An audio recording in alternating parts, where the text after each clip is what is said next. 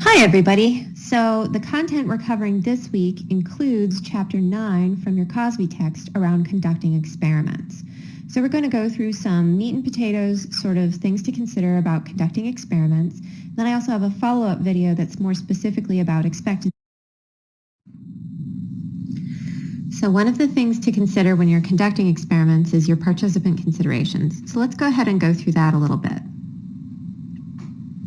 First is how you select your participants. So you might want to consider the characteristics of your required sample. Different studies have different levels of requirements. So for example, fMRI research has very specific requirements of their sample. You can't have a pacemaker. You can't have a history of panic attacks. You can't, in certain studies, be left-handed or ambidextrous. You have to have English as your primary language. So various studies have different levels of requirement of samples. A fairly default setting, for instance, is that you require participants be 18 or older and that they speak English or are able to read English fluently. Considering method of recruitment is another important part of gaining participants. Most participants are volunteers. The way that you recruit can depend on the type of study that you're doing. So for example, if I'm using an introductory psychology pool, I would put up sign-up sheets and information on the bulletin board. I've also recruited via Craigslist. I've recruited via flyers around campus. I have sent out a request for Amazon MTurk participants. There's all sorts of different ways that you can recruit participants for a study. Another way that I've recruited in the past is I've actually used social media. So I've put a link to a survey and required that my friends list take a look at it and ask that they share the survey link with their friends. This is known as snowball technique of gathering participants. So the method of recruitment can determine the type of participants that you get. Whereas the default sample for a really long time has been undergraduates and universities, I noticed a trend at the most recent conference that I went to where a significant proportion of the studies where I attended talks were recruited via Amazon MTurk. So the balance is shifting a little bit to include a great deal more participants from Amazon MTurk, which improves the diversity of the samples that we're looking at and increases the age range of participants. But you still got to keep in mind that participants on Amazon MTurk might be different than the adults in the general population in terms of other characteristics like access to technology, employment status, and other things like that. It's important to consider how your results might generalize and the limits of that generalizability. And to just kind of consider, if you have a very narrow group of people that you're looking at, do those results generalize to a more global sample? And it's important not to overstate how much your results might generalize. I would say perfection is not possible. It's always good to aim for a good representative sample and to try to make your sample as diverse as possible, to be varied in your methods of recruitment, and to have that as a goal, but to realize that if you will only run a study once you have a perfectly representative sample, you're never going to do any research. So making sure that you are realistic, that you attempt to have a representative sample, but go with what you got and be transparent about what you do have is an important potential approach to consider. So recognizing the limits that you have in generalizability is an important part of this process, to realize that that you might not be able to generalize to a wider population because of the limits of the sample that you had in your study, and to be transparent about those limits and realistic about the limits of your study without having that be preventative to doing any sort of research at all. In a previous version of this, Santa was yowling in the background, and I had to check on her. So this next slide starts off with that checking in. So in case you have any questions about why I'm talking about Santa at the start of the next slide, that's where that's coming from. Other things to consider include sample size. She's decided to be quiet right now, but she was very talkative earlier. So when you're thinking about sample size, you're thinking about a few different things. You're thinking about having enough power to be able to detect significance. So as a reminder, Our power is the ability to detect significant results if there are significant results to find. In our statistics class, we talked a great deal about there being gold in them there hills, and power is the ability to find gold if there is gold to find. So if you have significant results in your population, are you able to find it in your sample? And one of the factors that influences power is sample size. Specifically, more people is associated with more power. You can run a priori power analyses to determine how many people you should run in your study, depending on how many conditions you have, the types of analyses you're going to perform, and so on. A good general rule of thumb, once again very general, is that you want to have about 25 people per condition. If you have a design that has 2 variables that has 4 possible different groups, then you'd want to run 25 for each of those 4 different possible combinations. You can see how adding variables adds the number of people that you'd have to run in your study in order to achieve adequate power. Okay, so once again, this next slide starts in with me talking about my cat, and that's why in an older version of this particular slide, she was yowling away merrily in the background. So as it turns out, I had to record over this slide again too. So anyways, Sansa's fine. She just likes to yowl every now and then in order to get some extra petting. So when it comes to compensation, there's a few things to consider. The first is that the standard compensation is $10 an hour or minimum wage, whichever one is more. And there are different standards when it comes to compensation. So for example, when I was running my Amazon, it took most people about 5 minutes to complete the survey. Then the question becomes, how much do you pay someone when they're only participating in a study for a few minutes?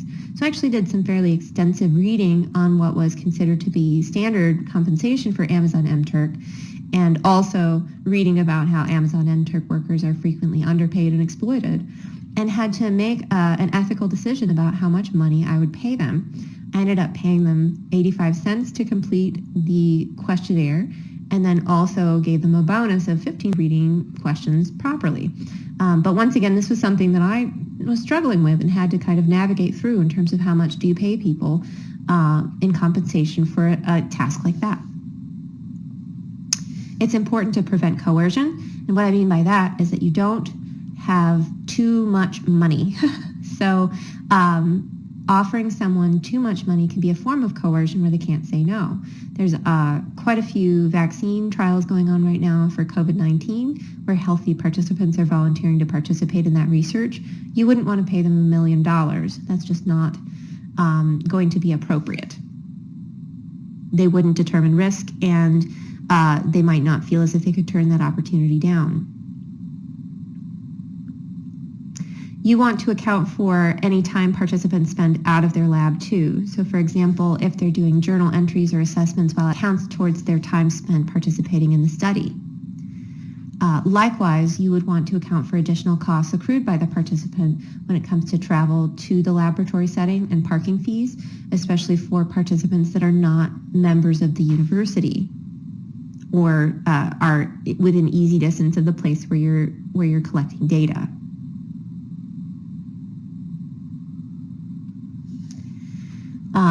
Most of the models that you will be working with involve giving research credit to general, as well as recruiting volunteers for no particular compensation at all. It's just important to be transparent about what sort of compensation you're providing people.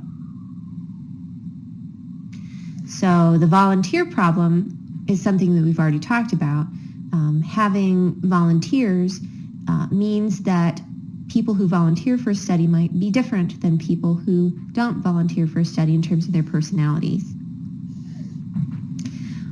There's also the notion of requiring research credit from general psych students and how making them participate in research can be unethical. So one of the things that I've done is I've provided alternative assignments that they can do if they cannot participate in research so that their grades aren't penalized, or if they choose to not participate in research because it would make them feel uncomfortable, to prevent that from happening.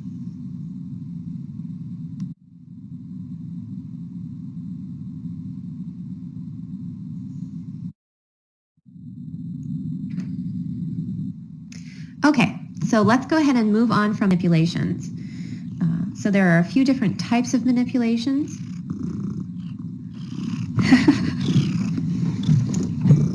Sansa's being very affectionate right now, by the way, and also very antsy, so she might come up close to the mic and purr in it, and that's what that is. So there's staged manipulations, which are typically designed to create a psychological state and sort of an invented environment. A staged manipulation often uses a confederate, which is someone who's posing as a participant and pretending to be a participant in the study, but is actually trained ahead of time to respond in very specific ways. And often these staged manipulations involve deception, where you're telling participants that the study is about one thing when it's really about something very different. And you're masking the true purpose of the study and intentionally going through effort in order to make it appear as though it's actually something else. Often the goal of a staged manipulation is to generate a genuine emotional response that's free of participant expectations. We'll talk about participant expectations later in the follow-up video.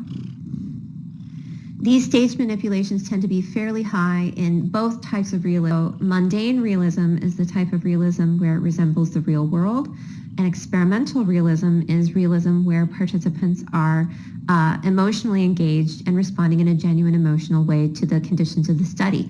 You can have both, and they're considered to be independent from one another.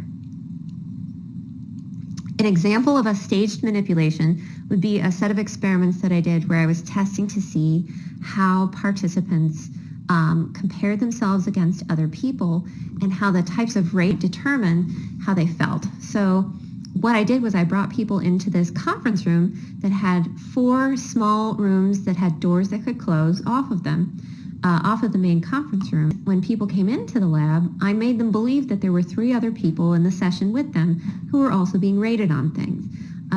Now, I made them believe this even if they were the only one that showed up for the session. Or if 2 people showed up for the session or 3, I made them think that there were 4 people total in the study regardless. And I did this by opening and closing doors. And no, it's no problem that you're late, and passing out surveys to everyone, even if the room was empty. And once again, kind of making a lot of noise to make it really appear as though there were 4 people total in the study.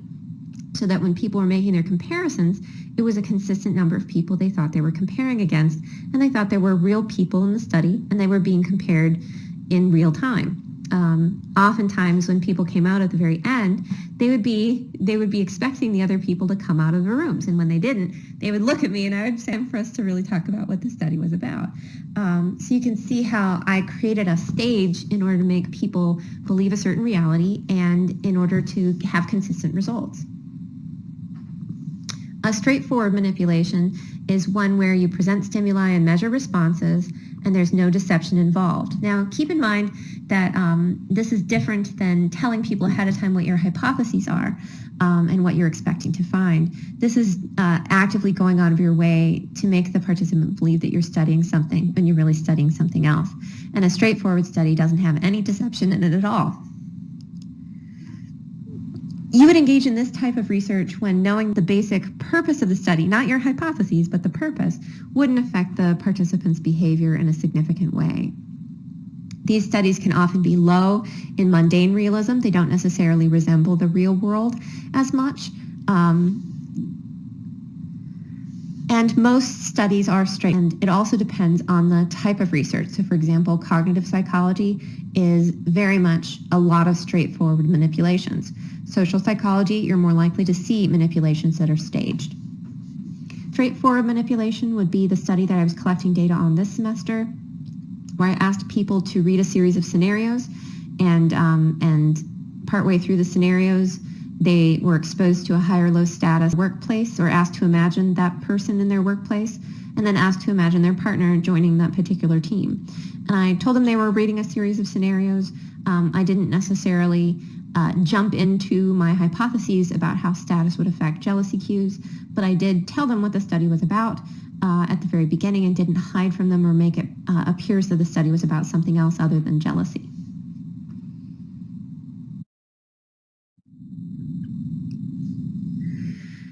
One of the other things that your book talks about is the concept of manipulation strength. So when you are determining your manipulation, sometimes people might err on the side of being a little too subtle. And it's important to consider how strong you want to make that manipulation. What do I mean by a strong manipulation? Well, okay, when I'm measuring something like envy, for example, I don't tend to be subtle about that at all, creating high status comparisons for people to make where I want them to become envious. So rather than just saying, here's this other person who's the same gender as you, and they are a little bit more attractive than you, what I do is I say, here's this person, and they're not only more attractive than you, but they also have a lot of wealth from their parents, and they have a very good future lined up for them where they're going to work firm, and they have a very, very nice apartment, and a lot of friends, and they work out a lot, and they're good at school, and they throw parties all the time that a lot of people go to. So this basically hits people over the head with how privileged the individual they're comparing themselves to is, and also how they could never necessarily hope to achieve. And I tend to look for the concept that they're going to be envious of at least one thing that this person has, whether it's physical fitness or popularity or athleticism or performance at school or material wealth. So I tend to go with very strong manipulations when I'm trying to manipulate envy. So when you have a stronger manipulation, you're more likely to find an effect. Typically, you want to start large when you're doing exploratory research. And it's important to consider how much is too much. So for example, the Milgram shock experiment would be an example of a very, very strong